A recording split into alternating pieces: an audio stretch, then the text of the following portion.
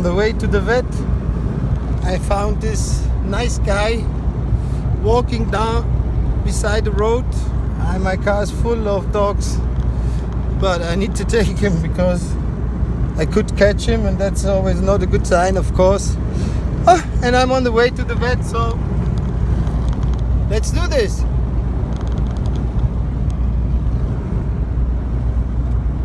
Yes, because he got castrated today. Lucky. That's why we're on the way. Let's do it.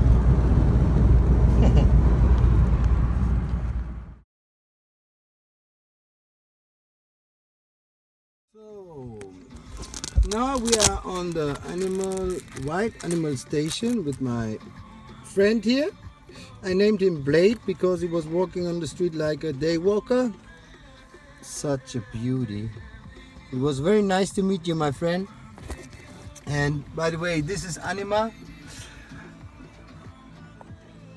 And we go now together outside and bring Blade there.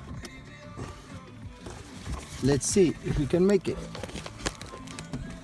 It was a pleasure to meet you, my friend. I hope you can get it. You make it.